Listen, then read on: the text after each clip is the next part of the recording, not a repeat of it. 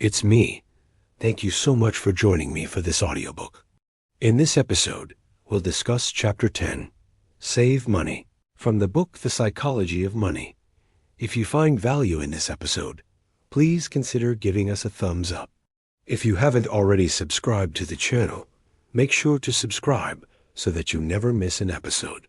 Now let's dive into Chapter 10, Save Money. Okay, here's the opening line from the chapter. Save money. Sounds boring, right? I mean, why would you ever intentionally choose boredom? Morgan goes on to write, but in the world of finance, saving money is the highest return activity there is. This is a bold statement. So what's the secret? According to Morgan, saving money is all about perspective. He writes, the value of wealth is relative to what you need. Here he's reminding us that our financial goals shouldn't be arbitrary or based on someone else's expectations. Rather, they should align with our own needs and values.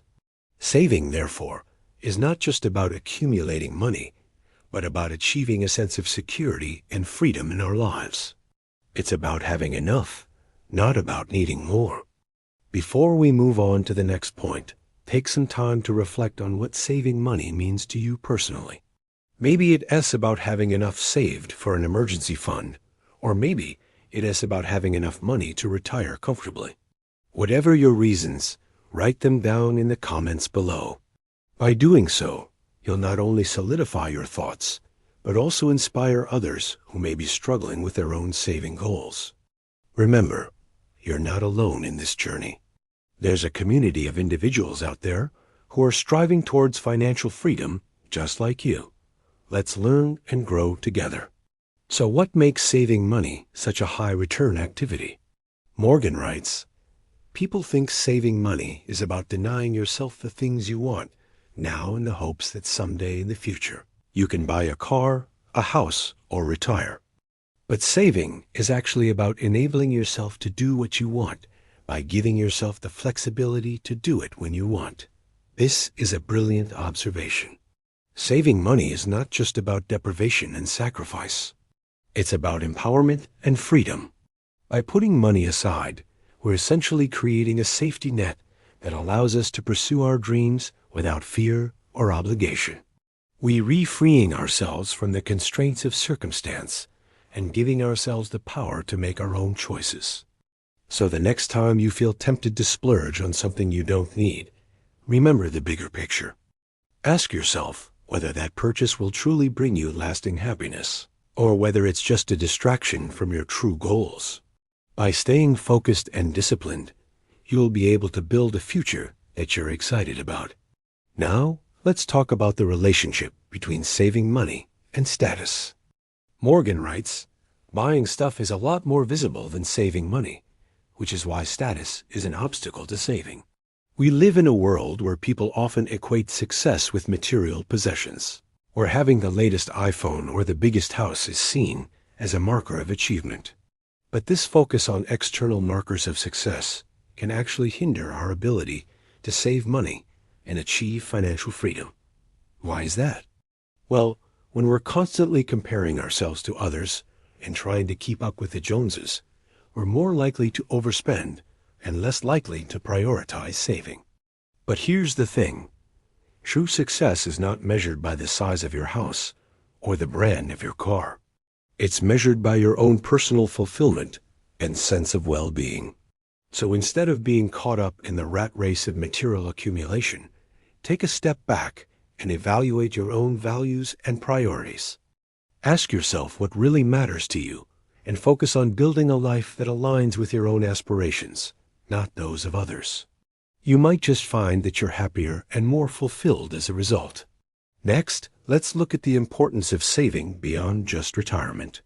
Morgan writes, I believe that your ability to save money is the single best measure of your financial security.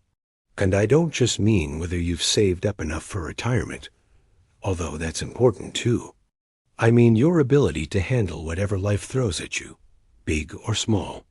It's easy to get caught up in planning for the future and lose sight of the present. But as Morgan points out, saving money is not just about securing our future, It's also about stabilizing our present.